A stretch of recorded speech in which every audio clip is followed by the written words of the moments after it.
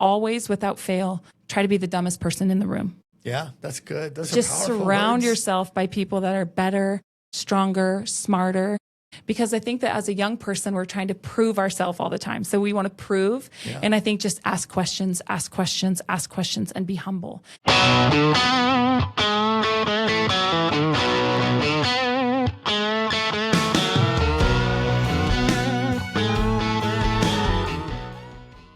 Hey, everyone, and welcome to the Life Podcast. I am super excited today to have Rosebacks on. I've known you and Matt for a long time, and I wanted to have a sit down with you for so long. So thank you so much for coming on. Thanks for inviting me. I'm so happy to be here. This is so cool. And I'm still learning how to do the podcast thing, but dude, I'm having a blast because I get to sit down with people like you and just hear your story. So let's jump into it. Okay, let's do on. it. Yeah, happy to. Hey, I know you born and raised here. Yeah. Yeah. Talk to me about what it was like growing up in Coeur d'Alene. Give me, family dynamics, whatever you want. Yeah. Just tell me about you. Okay.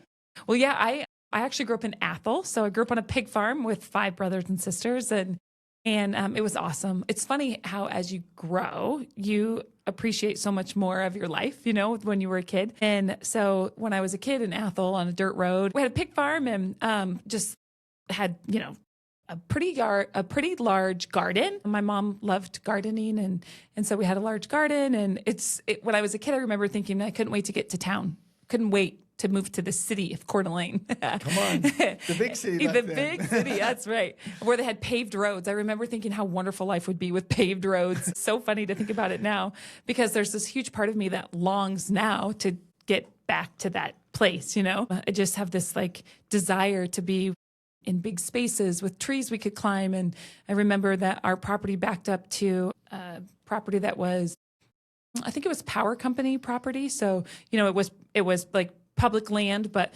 we had access to it, and we would just run for hours and hours and hours in the trees and build forts and all of that stuff. Of course, we had responsibilities and we had wood heat. So we split, swung the split maul and the hatchet a whole lot and that kind of thing. So it was very much like a working childhood. But it also was so special. We talk about it a little bit now with my cousins and stuff, just about how special that time was. We definitely didn't appreciate it for what it was. Yeah. It was pretty great though. Lots of work but kind of a charmed life, Yeah. Isn't it crazy how oftentimes I think I think it might be a country music song, but sometimes you don't know that you're actually living the good old days when you're in the good old days. I think that is a country song. Remember the good old days? But the unfortunate thing is sometimes we don't realize we're living in the good old days until, decades later. Absolutely. Yeah. Yeah. And, we try to duplicate and, replicate some of that stuff with our kids and, build opportunities for our little in the middle of town, planter boxes and, so that they can have the experience of fresh vegetables in the backyard and that kind of thing. But yeah, I kind of I would say that if I could duplicate that environment for my kids, I would do it in a heartbeat. Yeah. That's cool. This was such a magical place to grow up in. I grew up here, born and raised here, and dude, it was a magical place. The whole North Idaho deal back then was. I remember I grew up in Post Falls, and just so many open fields that we would just, our rule was, just be home by dark, and when we didn't even have cell phones, and yet we were okay. It was the horn. We had to be close enough we could still hear the horn. So when we went outside and beep beep, it was time to come home. I mean, if I'm honest, I would say that in the last couple of years, as my kids have grown, I have grieved it a little bit. I've had this expectation for the way that my kids would grow up. And this community is amazing, and I'm passionate about it and deeply invested. But there is this little part of me that grieves, I think, what my expectations for my kids' Totally youth was going to be like. Yeah. You look back on your childhood with these great memories and almost feel like you've deprived.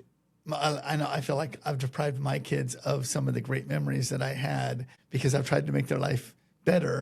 Too easy? Yeah, too easy. And give them things that I never had, what you're supposed to do or whatever. And then you're thinking, oh my goodness, I've deprived them of some things that I got to experience, good and bad. Absolutely. And so I don't know.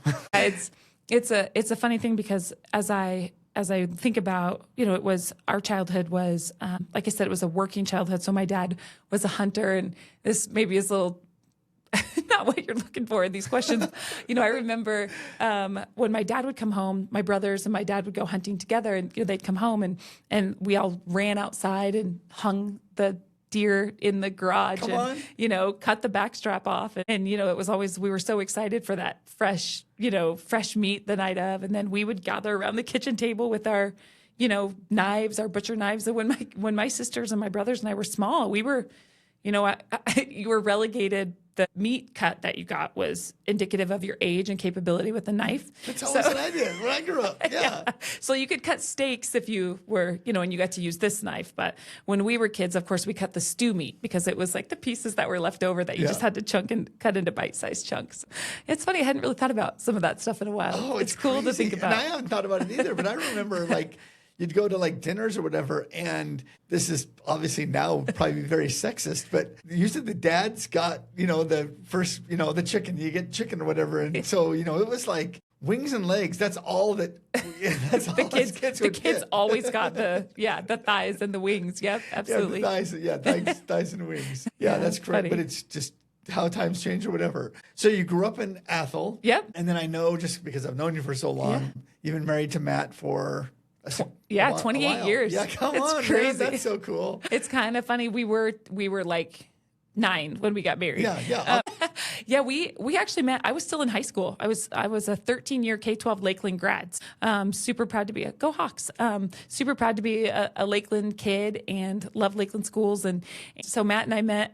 This will remind you of just how different life was. We were cruising Sherman. Oh, Sherman? Come on. Nobody does that anymore. But we were cruising Sherman, and we met, how you do, in the parking lot at Zips. That's where we actually met, was in the parking lot at Zips while we were cruising Sherman. Yeah. And we had, mutual friends, and I was working at Little Caesars. This is actually really cool because it will come into play later as well as we talk about business and stuff. But I was working at Little Caesars Pizza, and Todd and Dee Dee Tondi were the owners. And so we still work together now all these years later. That's crazy. Todd works with me all the time. Yes, he does. That's so cool. I had no idea. Yeah. So that's how we're connected, was that I actually made pizzas for Todd in his Little Caesars restaurant. So I was working at Little Caesars, and one of my coworkers had actually known Matt really well. So I'd met him, and then through him I met Matt, and Matt loves to tell the story. He tells it differently than I do about our first interaction. But we met in the parking lot at Sherman or at Zips at the far east end of Sherman, and we still love to go down there as often as we can for ice cream and burgers. You were working for Little Caesars when you were like 9. Yeah, exactly. It was child labor. I'm sorry, Todd. I'm telling on you, child labor. That's so cool, though. I always, even people that I know really well, when I get to sit down with them, I hear things that I had no idea. That's super cool. So you had been together for a long time. Yeah, we have 3 kids. My oldest daughter, it's crazy. She turns 14 on Friday, which is just unbelievable. 14, 11, and 9. So 2 girls and a boy, and they are just incredible. Yeah, wonderful little humans. And we were married a long time before we had kids. And it's been, we had this, idea when we were young about just like making this way. We had a vision for what our life was going to look like. And there was a season where we traveled all the time. And I just kept thinking, if we have kids, we'll have to give up our travel. And so it really was a conscious decision for us to choose to have children. And so glad that we did. It's amazing. I mean, it really is the single best thing we've ever done in our lives, was choosing to have kids. And just what a joy and a fullness they have brought to our life is unbelievable. Yeah, it's crazy. And you can't ever... I've got, my oldest is 27, and I'm not a grandpa yet, but it's hard to explain to younger people how different life and how different your perspective changes and all of that when you have kids, because then it's the most amazing thing in the world. It is. I can't, I can't explain like that first time that you see your child, or the first time that they run up and give you a hug or whatever. And it's just like, and it's sometimes difficult for me without, getting a little emotional. But man, I remember, my oldest, the first time she ran and threw her arms around me, and I just sat there and was like, I didn't really do anything to deserve this. Wow. They do that to you. Oh, it's nutty. And, it's like, you don't know how much you can love. And it's like, the cool thing about love is that you never you can never love too much. It's Right. like, I love so much, and yet somehow another child comes along. It's like, I can love more. I had this this unbelievable ability to love, and it just grows, which is crazy. It is crazy. And it's funny that you would say that, because I remember when I was expecting our second, and I just thought to myself, can I possibly Yes. love another baby as much as, will this baby in my belly ever be able to love her as much as I love my firstborn? Yes. You know, Eleanor, who's growing inside of me, of course I'm going to love her, but will I ever love her as much as I love Olivia? Because I love her so much. It's like painful sometimes, you I know? know. And then you do. It's crazy, this capacity that you have for love. And I think for me, one of the things, because we're still in the like transitioning stages. So there's new firsts and new Yep, lasts. And I think we prepare ourselves a little bit for the firsts and we get excited about them. But what I wasn't prepared for, and they still get me, are the lasts, or the changes that I'm not prepared for. Like if somebody had told me, hey, this is going to be the last time that I'm going to get emotional too. This is going to be the last time that you carry your daughter to bed, right? This is going to be the last, like, you don't know when the last time is. And I remember, and this correlates kind of, I remember I was in the laundry room one day, hanging up, taking laundry out of the dryer, and I had a shirt and I put it on the hanger, the little kid sized hangers.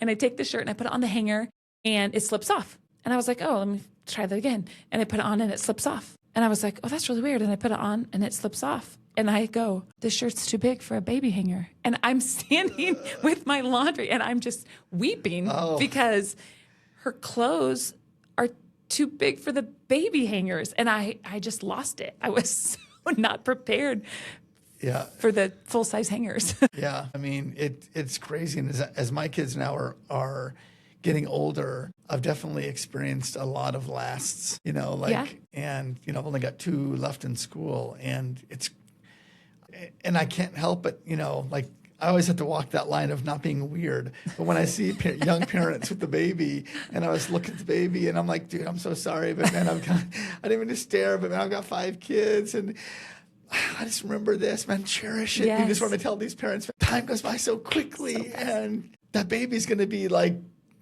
talking back to you In no time. pretty soon. In no time. Feels like the blink of an eye. Yeah. Well, I'm honestly, I can sit here and talk about family for Forever. a long time. Most people in our community know you as Rose the auctioneer. Yeah. How did you, I honestly don't know. I didn't have any friends when I was in elementary school, like when you raise your hand and say, what do you want to be when you grow up? It was the fireman, the policeman, a doctor, whatever it was. Nobody ever said they wanted to be an auctioneer. No offense, but I just never heard that. How did you become an auctioneer? Talk to me. Well, I love it. I actually love to tell the story because it's just so cool, because it was not anything I ever thought I would do either. And so, when Matt and I got married, he was an auctioneer already. So Matt is actually a second generation auctioneer, and you knew him back in the day. And so when he was just a kid, his dad had an auction company, and they did estate sales and business liquidations and like commercial auctions. And so he was an auctioneer from the time he was 14 was when he auctioned his first auction.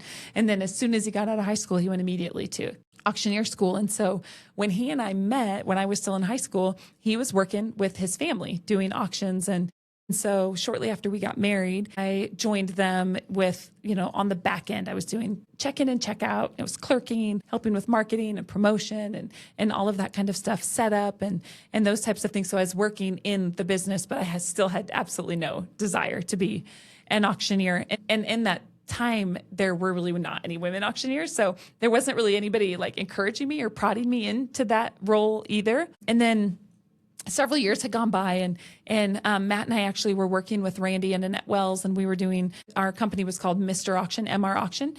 And at the time we were doing lots and lots of large auctions, and we would use the Greyhound Park and Event Center, and we would fill the whole thing up inside and outside.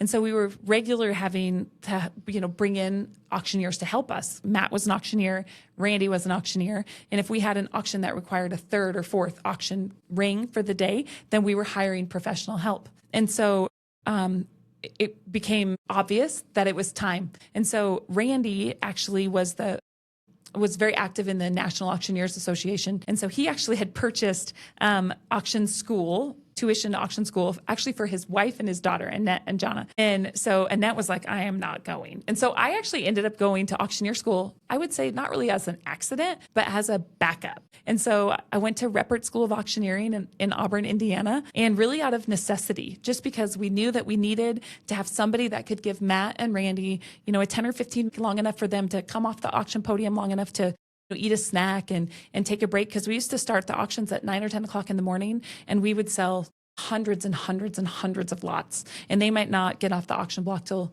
4 o'clock or 5 o'clock in the afternoon without having a couple little intermittent breaks. Yep. And so I went to auctioneer school absolutely out of necessity. I didn't really have a great desire for it. And to be perfectly honest, I wasn't awesome at it when I came home. All of the logistics of the back end operating procedures of business, that was great. But I didn't have a real desire for the auctioneer chant part of it. It was really just a means to an end. And I wanted to do what it took to make my business stronger. But it wasn't like a strong desire of mine to become a great auctioneer. I wanted to be as good as I needed to be in order to be effective for my company, but I didn't have this strong desire to be the auctioneer. So that was how I got started.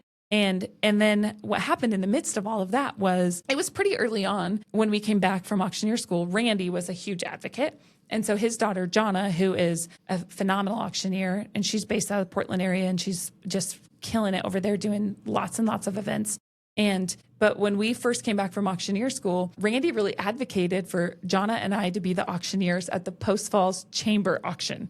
And I think it took some work to convince them that she and I should do it, but we did it, and it was so much fun. And I thought, wait a minute, this feels good. This is where I feel like my voice could actually do some good in this arena. And so, Matt just continued to, do auctions as our lead auctioneer with him and Randy. And then I just filled in whenever was necessary, and just kind of, it wasn't an accident, but it also wasn't on purpose. It feels very appointed. Yeah. Sometimes, God just has divine appointments. Absolutely. And which is really cool. Last year I was at the Anna Schindler fundraiser. Yeah, Jonna was there. She came in from Portland and totally surprised her dad. Yeah. And it was, so I don't know her, introduce myself. They would have no idea who I was or whatever, but super cool people. Yeah.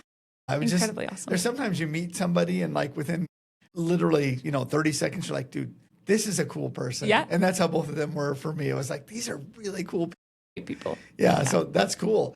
So you had mentioned earlier, not a lot of ladies. Yeah. Was there any oh my goodness, can I do this? I'm a lady, or was anything like that or whatever? Yeah, I think so. It's an interesting industry. One of the things I love about auctions is that it's very diverse. Yeah. So, we sell wholesale auto auctions. I sell out at dealers auto auction every Thursday. And Matt he's their auctioneer manager for the Spokane, Portland, Seattle auctions. And so he facilitates their auctioneers for all of those locations. And so he actually works with them on Wednesday, Thursdays, and Fridays every single week. And so then that's, wholesale auto auctions. And then we do benefit and fundraising events, obviously. And then we also do classic car auctions. So one of the cool things about it is just how diverse it is. Yeah. But I mean, there are so few women really in the industry. It's 20% on the high side. When I first got in the industry, when I decided I was going to become an auctioneer, when the fundraising thing really kicked off for me, I was actually an auctioneer partner with a large company based out of Seattle. And with them, it was really fun. We worked all over the country. For over a decade, Matt and I went all over the country working with this auction company out of Seattle. And then when Olivia was born, almost 14 years ago, we decided to come home off the road and really emphasize on this community that we loved anyway. I was so excited to come home. Those 10 years on the road were really, because it was super eye-opening. You got to see a lot of things and meet a lot of people in different communities and see, what makes people tick. And you learn a lot when you walk into a space cold. If I'm going to go all the way to Colts Neck, New Jersey and do an auction in a community that doesn't know me, I have to build relationships pretty quickly. Yeah. And so I had to kind of learn how to navigate rooms, and I got really good at eating alone, and I got really good at traveling alone. And I think that part of that is really beneficial now because it just allows me to be present in a space because I can focus and not be super distracted. Yeah. So there's some really awesome benefits that came from that season, those 10 years on the road. But being able to come home and really focus on our local clients has been probably I would say one of the greatest gifts. And it's true. One of the greatest gifts is being able to do what you love with people you love. So I was doing what I loved, doing benefit and fundraising events, but I was always doing it all over the place. So it's been really cool to take this thing that I love so much and then bring it home and do it here. Well, just I'll say, I mean, our community is just so fortunate to have you and Matt in our community. I mean, I look at you guys as pillars in our community. I can't imagine like an outsider coming in to an auction for our community, especially we have so many great organizations that are doing phenomenal things. And I can't imagine going to one of those and having like an outsider there. So I'm like, okay, where's Rose? Where's Matt? You know, what's going on? Okay, this is cool. Well, thank you for that. Yeah. Well, you know, one of the funny things about traveling is that you do recognize what a gift it is to be here. This is a special community, and I recognize it more, I think, from being on the road because and maybe if I was rooted in Colts Neck, New Jersey, I would see more of it. But you know, when you show up to a space where everybody knows each other, they're all pretty engaged in one another. There's the same people at event after event after event. You know, it says a lot about our deep commitment. And when you asked about, you know, what it's like as a woman, there were times. I mean, I remember particularly going to an event, and the gentleman that was working with me, you know, one of the lead team walks up to him and puts his hand out and shakes it. I understand you're an auctioneer. And he goes, no. Actually, she is. And the gentleman that, you know, had shaken his hand, he goes, no, she is. And he looks at me and he says, can women do this? And I said, well, there's not anything, you know, physically preventing me from being able to do it. So I hope that when we're all done, you'll say, absolutely, women can do this. But, you know, in the benefit and fundraising world, there's more women in the industry than there are in the car business. In that wholesale auto auction business, it's probably 8 to 10% of the auctioneers. And in that place, there were far more obstacles for me to overcome. I think just a hesitancy. And it is what it is. There were days where I just thought, why am I still doing this? Why do I have to fight so hard when other people are surpassing me or you know, other people are advocating for auctioneers, and why isn't anybody advocating for me? And, you know, these kind of things. But at the end of the day, it is how it was supposed to be. And I'm stronger and more capable for it. But there were days that I definitely thought, man, maybe I need to choose something different. You feel like you're kind of like, you know, hitting your head against a wall. Like, why am I fighting so hard for this? And I'm glad that I stuck it out, though, because it really does feel like I'm where I'm supposed to be. Oh, you're definitely where you're supposed to be. Yeah. And I can't, you know, just in hearing your story today, I can't help but think that quite possibly the working childhood, the splitting the wood and all that kind of stuff, just probably put inside of you this idea like, oh, dude, this needs done. I'm going to do it. Yeah. Because, you know, like when the wood needs split. You just go split the wood. You just go split the wood. You know, it's not like, well, I want to avoid that. Yeah. If you avoid it, it's not going to get split. No. So you just got to do it. And I love it, too, because, again, like I just think that the fingerprints of God are so present in this story. I had a speech impediment when I was a kid. And so I couldn't say R. And my name is Rose Marie. There's a lot of R's in the mix. And I couldn't say R, and I was painfully shy. And it's funny now to think that overcoming that speech impediment and the painful shyness that came from that, to be able to find myself now in a place where, you know, on a stage in front of hundreds of people, sometimes thousands of people, advocating for other people just feels very appropriate. Yeah. What the crazy thing is, you said shy about 3 or 4 times. I don't actually know anybody that knows you now that would say, oh, yeah, Rose, she kind of struggles with shyness.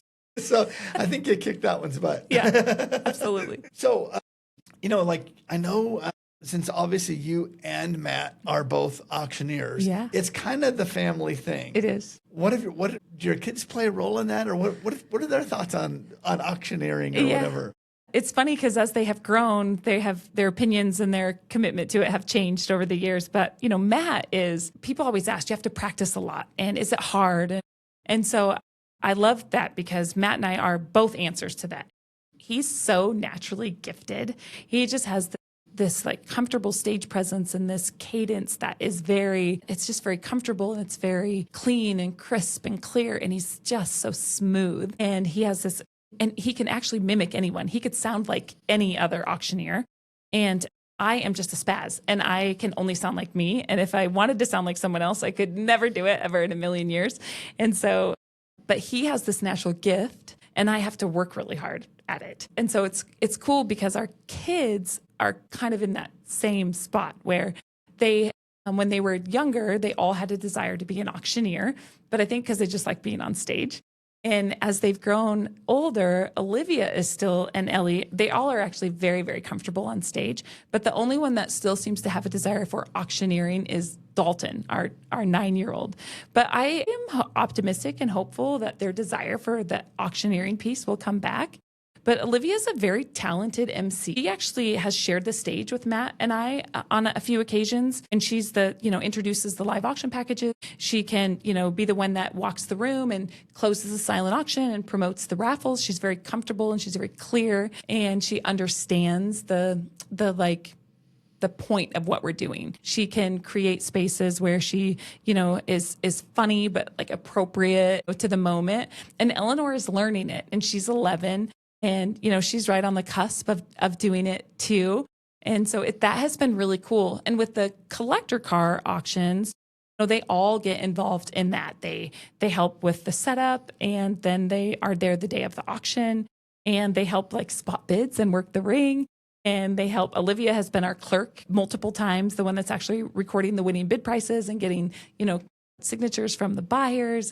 And so we do bring them in and we want them to see, how much work there actually goes into making it all happen. Yeah, that's cool. Well, here's the deal. Regardless of what path they choose, the skills that you said, Olivia, with, the emceeing and stuff, those skills will serve her well with whatever she chooses to do. I mean, to being able to be in front and being able to be confident and that kind of, those skills translate. Absolutely. to whatever. That's our biggest, I think one of the things that we are most proud of in the midst of all of it is that all three of them are confident being on stage in like a articulate, pulled together way.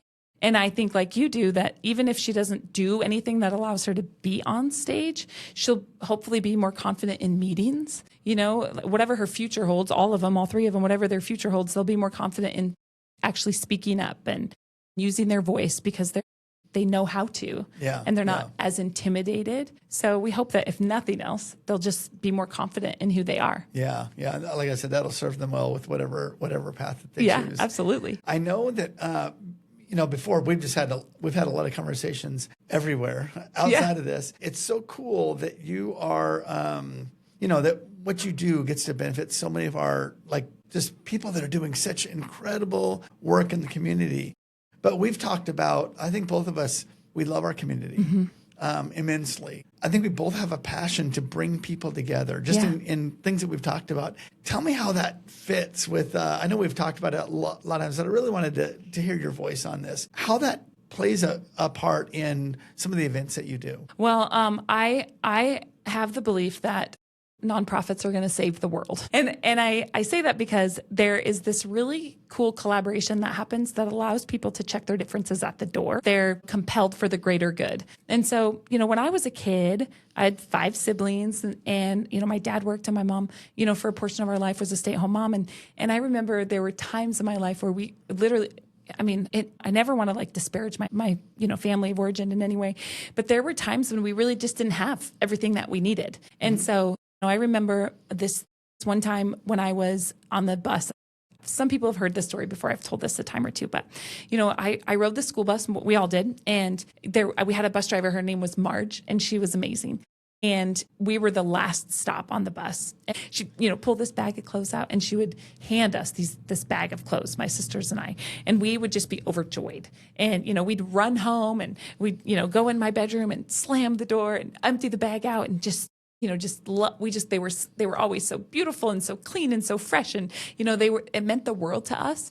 And Marge never told anybody she was doing it. I don't know where you are, Marge, if you're out there, but she never told anybody she was doing it. She never made us feel bad about it. She never did it in front of other people, right? She just met this need for us, these 3 little girls on a school bus in Apple.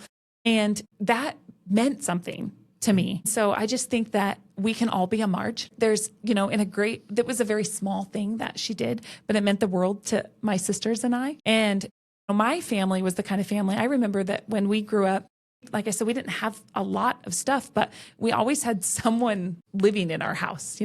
My parents would let people come and stay with us if they were going through hard times and stuff like that. And so I think even though we didn't always have a lot, we created or developed a recognition of being able to meet people where they are, and whatever you do have, being able to give it back is I never felt like it was necessary. It just was what you did. And so for me, it's when I see that happen in community, I just think it's so special. And, when you go to an event like, well, we were just together at a really fabulous event a couple weeks ago. Cool. Amazing. But, when we're in that room and there's, a couple hundred people in the room, there is absolutely no way that everyone in that room agrees with one another on politics or on medical choices or on schools and all of the things that cause conflict. But when you come together in that place, we are united for the cause of the 3,000 kids that are impacted through that organization annually. And so I just think there's something so beautiful about being able to acknowledge the gifts that we have. And for some people, it's time. You have the volunteers that set up the venues and that,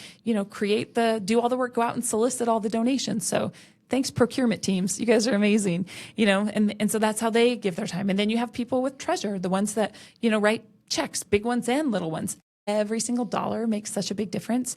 A little. And so, being able for people to just take what they have and invest it back with, honestly, most of the time, you'll never know those people. Every once in a while, if it's an organization that you're really close to, but if you're looking at organizations that are meeting the needs of lots of people, like, several thousand kids in a community, you likely don't know those kids. Right. And so you get nothing in return except for knowing that you did something. And I think that's really powerful and impactful. And we know that doing good for others is actually equally as good for us. Yep. Changes everything about the way we think, it changes the way we feel. There's good done to us when we do good for others. We have people that give time, we have people that give treasure, and then we have people that give their talent. We have graphic designers who give of themselves. We have, videographers who give of themselves. And, so there's just lots of opportunities for people to invest back in our community. And at any given event,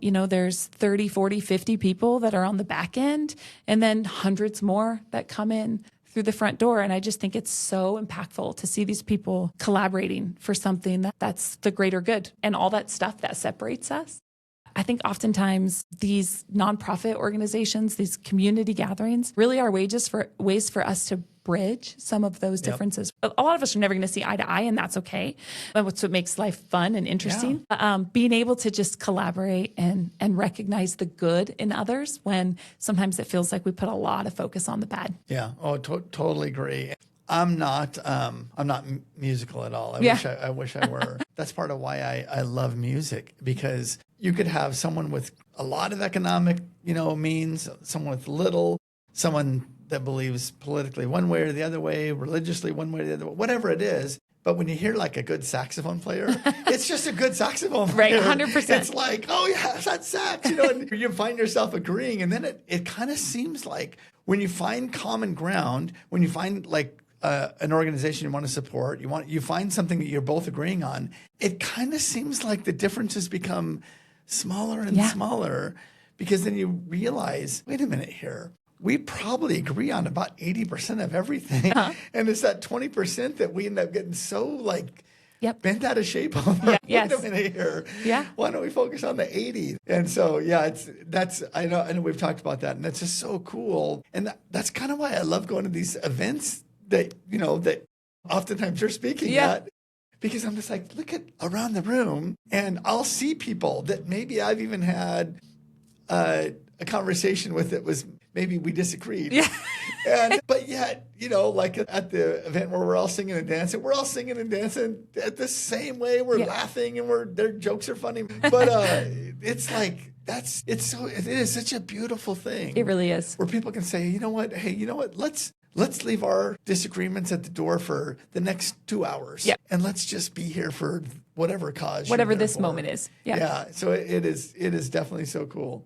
Okay. Here's where I know that there's, I wanted to just a couple things. Things I literally could talk to you for like hours and hours and hours, because You're such an easy person to talk to. Being an auctioneer, I mean, we all see, people like me, all see the auctioneer chant and I don't know what you call it. You did it. You nailed it. Yeah. Go. I only said that because you said it earlier. Otherwise, I would have said, the language or whatever. But, and we see, you work the room and all of that. But there's a lot that goes into the stuff that nobody sees. Can you talk about that just out of interest for me, basically? Yeah. I mean, I think at the end, my favorite part, you might think it's the stage. And I do enjoy the stage. But honestly, my favorite part of the event is the planning parts where we get to think strategically through how do we tell our story in a way that compels people to invest. Because we have so many incredible organizations that are doing good work. And so any given day of the week, there's an opportunity for us to invest. And so when we're creating an event, we want to be intentional about building language and building, interactions and opportunities for people to understand why this room on this night is the one that we should invest in. And so I love to see that work. I love to see an event who made, $50,000 last year make $70,000 this year, or you made $100,000. We're going to figure out how to make that into $120,000. And so, we talk about, everything from, streamlining timelines to order of events to, when should we close the silent auctions? How many items belong in the live? Which items belong in the live? What do we want our ask levels to be? Where do we have our pre-commitments? Where do we use our matching and challenge contributions? What giving levels can we invest where somebody can really dial into, we call it an anchor level of giving, but where like one paddle does one thing.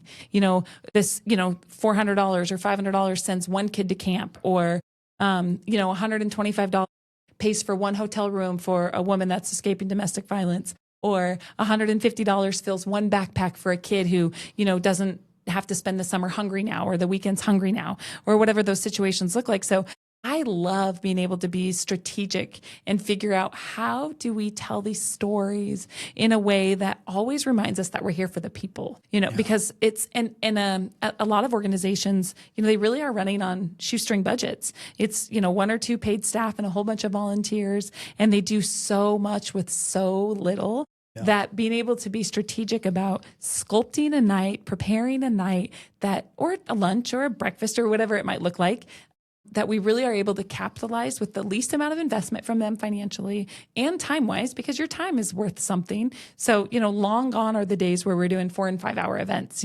Used to, it was like the doors open at 5 and VIPs, hey, guess what? For you get to come a half hour early. No VIP wants to come a half hour early, right? Like, let us come a half hour late, take us right to our seat, that kind of thing. Let us check out first in line. There's a whole lot of other things, but, events have changed a lot. And so we're doing a lot more with a lot less time. And so it's so cool to just build that strategy. And then honestly, one of the greatest compliments that I personally get is people will come to me afterwards and say, how long have you worked with XYZ? Have you been on staff a long time? And it's because it matters so much to me that we tell the story right, that we use their language, that we talk about the same things with our from the stage that they are saying when they're face to face with their donors. So, we see ourselves as an extension, and it's an honor to be in those places. And so, last year, just in live auctions and paddle raises only, not silent auctions, raffles, or, sponsorship monies or any of that, just in live auction and paddle raise alone, last year, the community was generous enough to help us build $10 million in revenue. Wow. Back into nonprofits. Crazy. Yeah. And the actual number is much, much greater because, that's just the portion that we track. We don't track sponsorships and all of that stuff. So it wouldn't surprise me if that number just on the 107 events that we did was closer to potentially $20 million. Yeah. Oh, totally. Yeah. It's crazy. But, I'm at a decent chunk of these types of events, and I can totally see when you're doing an auction for whatever event that it is, you're so good at telling the story of that organization where it kind of feels like, okay, you are an employee of that organization. So you do that extremely well. And I don't think people maybe don't put it together like that there's actually work that goes into that. Lots of preparation. Yeah. I was listening to a podcast by a couple of comedians, a couple of weeks ago, and there's my favorite comedian out right now is a guy by the name of Nate Bargatze. So good. So funny. And these two comedians were like, talking about, people saying that, man, I don't know why he's so, because he is so good. I mean, he's So the good. top, I don't know, he's been the top guy for like the last 4 years, I think. All his shows are sold out and all that. And these two comedians were talking about like, people just think that, how does he just get up and talk naturally? He's just telling a story. And like, how does he get paid so much money to just get up there and tell a story? And they were saying, people have no idea how much work goes into feeling completely relaxed. Like the timing that, like, they're like, he works so hard at when he's pausing and when he's, like speeding up a little bit. And like his comedic timing is, it seems effortless. And the reason why it seems effortless is because he's working so hard when no one else is watching. And so, right away when you're telling me that story, I was thinking, that's what Rose does. I know someone who does that. Yeah, I mean, it's definitely one of those moments where, and you're feeling it the whole time. It's this constant ebb and flow. You think you're going to do one thing and then, the room isn't right for that. So now we're going to do this. And so we come to an event with plan A, plan B, plan C. Yeah. If this, then this, but if this, then this. And unfortunately, both of then we do this. And so you're always prepped for what could or could not happen, because the last thing you want to do is take an entire year's worth of work for these organizations. A lot of them, this is it. This is right. The largest part of their budget for the year. Sometimes it's somebody's job is on the line. I mean, you might have a development director who, hey, if I don't meet my goal, I'm going to lose my job. I mean, there's a lot happening. And so we want to be prepared for all of these different, outcomes. And that doesn't, I always tell people I'm not funny. I'm situationally aware. I can make you laugh, probably, not always, but sometimes I think I'm going to, and then I don't. And so I'm like, okay, that didn't land quite like I thought it was going to. But I'm not funny. I'm just aware. My skin stands up, just like everybody else. And there are moments where I'm sitting in a room, and this actually happened just a few weeks ago. And we had this whole strategy for the night. And there were some people that were doing some speaking, and it was really just part of the intro. It wasn't where the paddle raise was supposed to go, but part of the storytelling was so powerful that the hair stood up on the back of my neck, and the people in the room are, and so I went to the executive director and I said, I know that you have a lot to say, but we have to do this now. Do you trust me? Do you trust me? And she did. We just, we made this big, 360-degree turn, and we're like, okay, we're doing this now, because now is when it matters. Being so prepared, but then also being able to jump the tracks if you have to. Yeah. Oh, yeah. And that's a super cool skill. Well, before I get to the last question that I'm going to get to is, I remember meeting Matt, but a long time ago, he was like, I want to say he might have been early 20s. And he did an auction for a school that I was an administrator at, Falls Christian Academy, which doesn't exist anymore. And I was just like, man, this young dude, I was like, he is commanding this room. So, dude, if you're watching this, man, you're a stud.